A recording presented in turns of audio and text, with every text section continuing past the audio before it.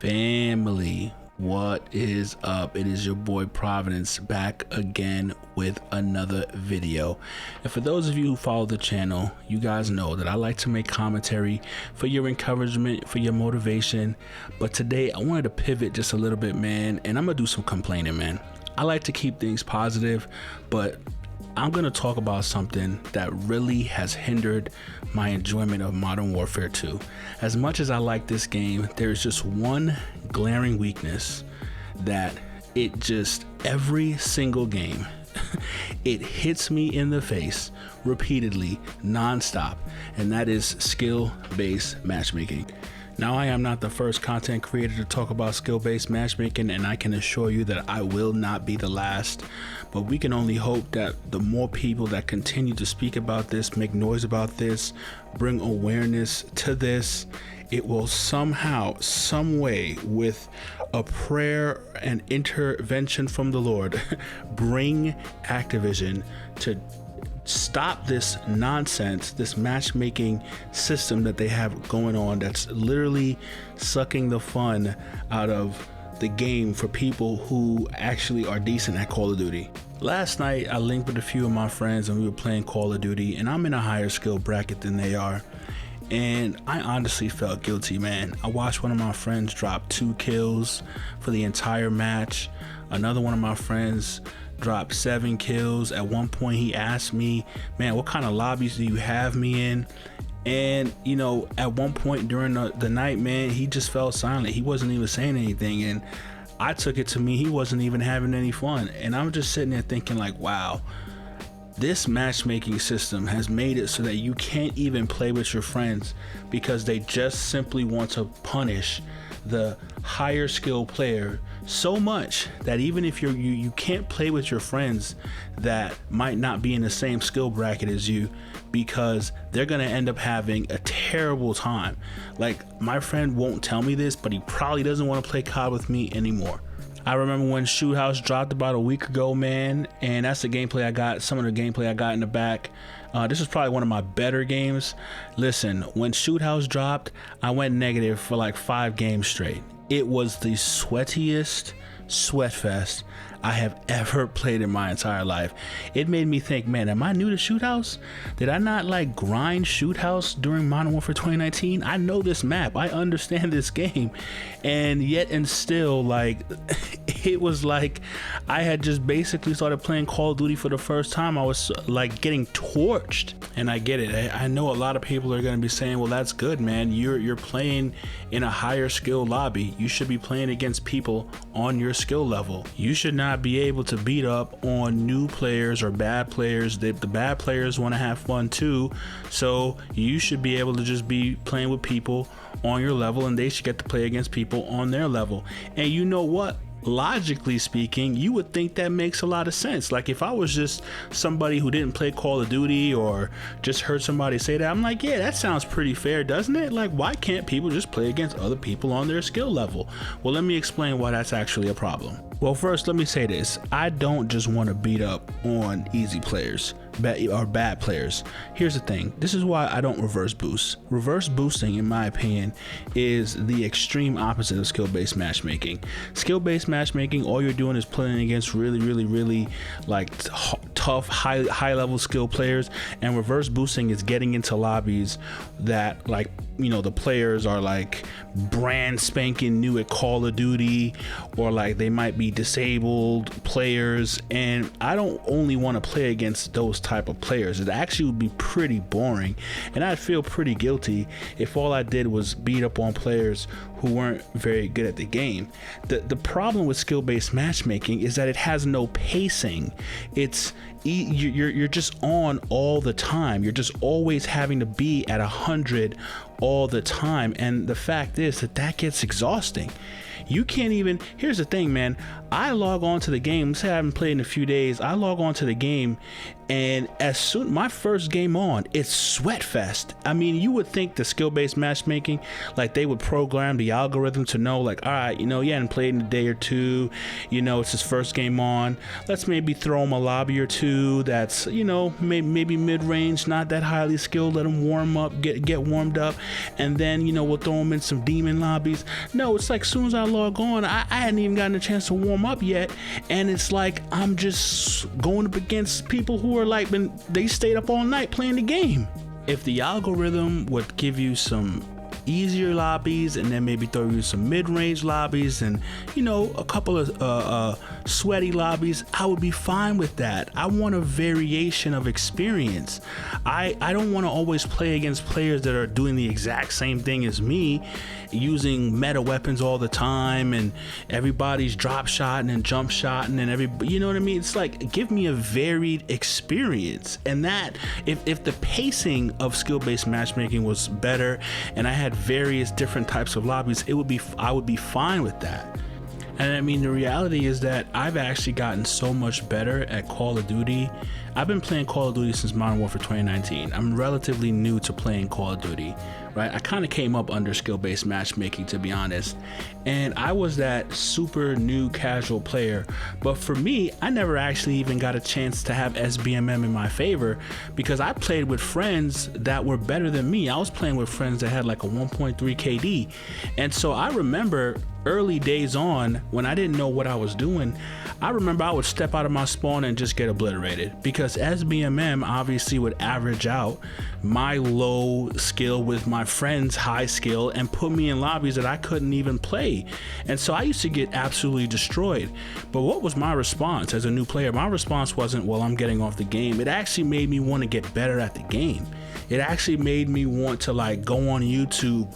You know, this is how I found out about people like Exclusive Ace, like, you know, telling me what actually to put on my gun so I could be competitive and, you know, learn about tips and trick videos. I would play those videos. I would learn about spawns and all that, and then actually like take time to actually get good at the game because it was like I was getting destroyed and I didn't want to get destroyed anymore. So I actually invested in getting into the game, and after a few months like got better and better and better. And it's actually funny because, like, you know, some of my friends, when I got better, like our lobbies overall got harder, and they were like, man, you see, you got better, so now the algorithm recognizes that you're not trash anymore. And so like we really started getting like crazier lobbies. But the fact is, like, the response was like, as a new player, I didn't actually want to get protected. I wanted to play against better players so that it would actually inspire me to learn the game and get better. Why should you protect bad players? If you protect bad players, these players never actually recognize that they're not that good because all they do is play in lobbies where they're not actually playing against players that are better than them. And they shouldn't only play against players that are better than them because, yes, they should have fun too. But if they never play against better players, then they themselves will not recognize the need for improvement. And for players like me, you know, who actually were bad and took the time to get good, what's my reward? What is my reward for taking the time to get good at the game? My reward is to only play against players who've also taken time to get good at the game. So you mean to tell me I don't get a chance to experience, you know, getting my kill streaks, maybe dropping a nuke, doing all those things? The whole reason why you take time to get good at something is so that you can reap the benefits, right? Like if you spend time learning how to play the piano, you don't want to just be a terrible piano player that's just as good as everybody else. You want to be better than people, right? You took the time to learn how to play.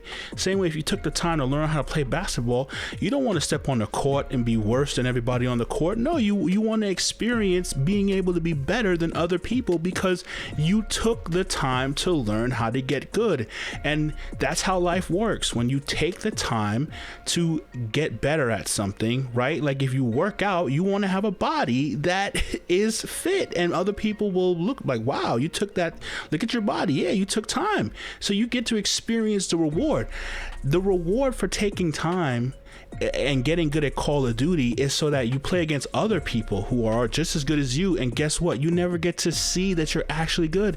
Sometimes I'm in lobbies that make me feel like I just started playing Call of Duty all over again. It makes me feel like when I first started playing Modern Warfare 2019, like I step out of spawn and I'm getting killed, and I'm sitting there going like, wow, am I good at COD? Like, I start scratching my head like, do I actually know how to play this game? And it's like, that shouldn't be the case. I should be able to get into lobbies where I realize like, oh yeah, I am actually better than other people because I took the time to get good. You should be able to experience the fruit of your labor. You know when I realized I get good? When I played with my friends last night and I actually realized, wow, this lobby feels easier.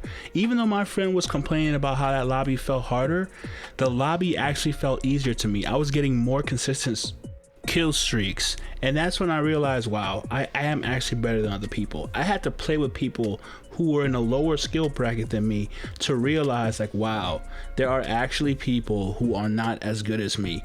But if I was playing by myself, I would never actually get a chance to play against any of these people. And by the way, these players weren't bad players, that they could still shoot straight, right? It wasn't like these players were absolutely terrible, but I could tell that they just, you know, they were just not as good as I am, and that's fine. Like, I didn't feel guilty playing against those players. It wasn't like I was beating up on those players, but I felt like, okay, like I'm actually doing better than I would if I was playing by myself and just getting into all the demon lobbies that I get into. I've mostly been playing solo these days, and I'm telling you, man, solo queuing into Call of Duty is the absolute worst. I believe that at the highest levels of SBMM, the lobbies are dropping so absolutely fast. People are backing out. Why? Because good players don't like to get destroyed, and when they're getting destroyed and playing against other sweaty players, the lobbies, everyone just backs out of these lobbies. And I don't know this for sure, but I'm imagining that that's a problem that's not as prevalent in the lower skill lobbies. It's only because these lobbies are so unplayable, people are backing out of these lobbies. And so what happens, the matchmaking prioritizes filling up a lobby that's depleted before it starts up a new game. So most of my games, at least 70% of my games, I'm getting thrown in the middle of a game. Like, I rarely start a game from the start. Only if I play with friends, I realized that, like, okay, because it's probably harder to find room for 2 or 3 people, I'm starting games from the very beginning. Whereas if I was solo by myself, solo queuing, they'd rather throw me into a match. And I realized I'm always getting the worst maps. Like, I'm in the border crossing map, I'm in Tarak, because I can tell, like, players don't want to play those maps. It's also super sweaty, and so people aren't sticking around. And so now most of the time I'm just getting thrown in the middle of a game. Like, the matchmaking for solo queuing is a disaster, and that's a huge part of that has to do with SBMM. So now I'm getting thrown in the middle of the match. People have kill streaks up. I'm getting, you know, I hop into the game, someone's got a VTOL up, someone's got a chopper gunner up, and I'm probably getting thrown into the game on the team that's the losing team because people backed out. And now the matchmaking is like, yeah, you need to go ahead and save this lobby because we know you're a good you're a good player. And I'm like, come on, man, why should I have to do that? So we got to deal with all of this, and meanwhile, Activision won't even acknowledge SBMM. They have still yet to this day even acknowledge that SBMM is a thing. And why won't they acknowledge it? Because they know they can't defend it. They can't honestly tell people, look, the reason why we got it in the game is because we need to make more money. You know what I mean? And so they won't even acknowledge that it's in the game, man. And so I'm sitting there like, Activision, please, for the love of God, man, like, please, please chill. Like, nerf SBMM, dog. It don't even gotta completely go. Nerf it. Anyway, man, if you agree, man, please like, comment, subscribe. Check out the other content if you're interested, man. This has been Providence. I'm out of here, man. Hopefully I don't gotta do this video again, but I'm pretty sure I'm gonna do this video again, man. I'll see y'all later.